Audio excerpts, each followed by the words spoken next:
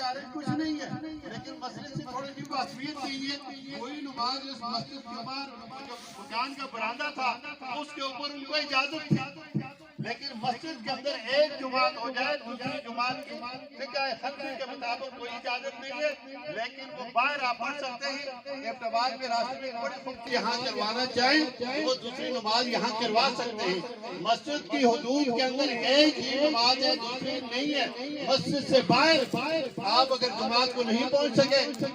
دوسری مسئلہ یہ یاد رکھنا کہ مسجد کے محلے کے اندر آپ کی مسجد ہے، آپ کو نماز کے ٹائم کو امام صاحب نے بدل کر دیا، آپ صاحب کے ٹائم کے مطابق آگے پہنچ کر آپ کو پتہ چلا کہ جماعت تو ہو گئی ہے.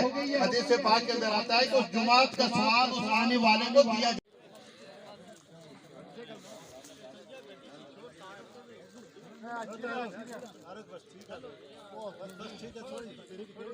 ایک مسئلہ انتہائی ضروری ہے جو آپ کے گوش گزار کرنا ہے.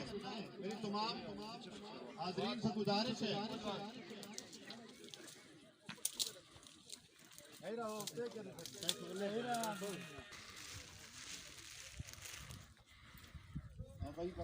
دو آدمی آ رہے ہیں، 2 منٹ کے اندر وہ پہنچ رہے ہیں، تو 2 منٹ کی انتظار کی جائے. ایک ضروری مسئلہ میں آپ کے جماعت کو لازم پکڑو. اکیلی بکری کو ہمیشہ بھیڑیا کہا جاتا ہے. گویا کہ اکیلی نماز کو تمہارا شیطان جو ہے نا جو ہمارے ساتھ رہتا ہے وہ ناقص بنا دیتا ہے، کمزور کر دیتا ہے. اس لیے جماعت فرمایا کہ 1 ہو 2 ہو 3 ہو، اللہ کا نام بلند کر کے جماعت کے ساتھ نمازوں کا اہتمام کرو. لیکن یہاں جو مسئلہ بھی میں آپ کے گوش گزار کر رہا ہوں وہ مسئلہ یہ ہے کہ آپ جہاں بھی ہیں، سفر میں ہیں، کسی اور مجمع میں ہیں، کسی اور آبادی میں ہیں، وہاں آپ 2 یا 3 مسلمان اکٹھے ہو گئے، ان میں سے ایک کو امام بنا لو. 2 یا 3 جو بھی ہو جائے، ایک بھی تمہارے ساتھ ہے. کیا انسان نے یہ گمان کر دیا کہ ہم اس کی ہڈیاں جمع نہیں کر سکیں گے؟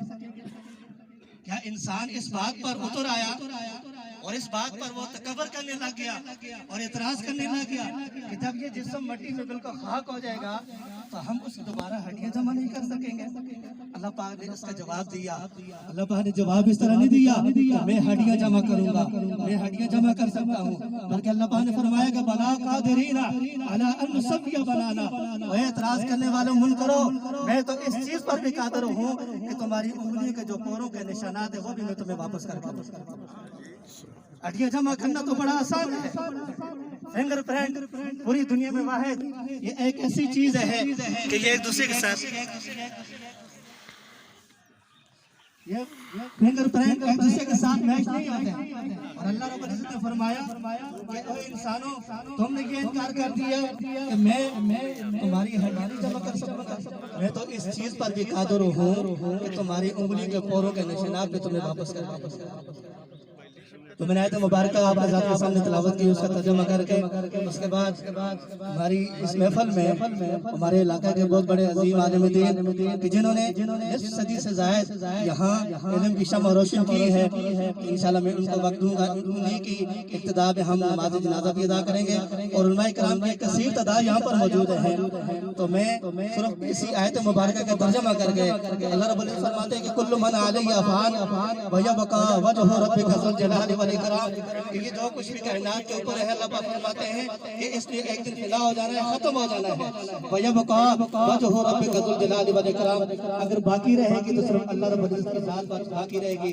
حدیث مبارکہ جو میں نے پڑھی ہے، اللہ کے حبیب علیہ السلام نے فرمایا کہ الکیس من دان نفسہ وعمل لما بعد الموت، کہ تم میں سب سے زیادہ عقل مند، سب سے زیادہ بشعور وہ شخص ہے کہ جس نے اپنے آپ کو پہچان لیا، اپنے نفس کو پہچان لیا اور موت کے بعد جو آنے والی زندگی ہے اس کی تیاری کر لی.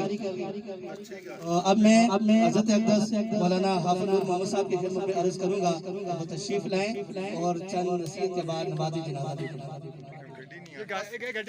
مختصر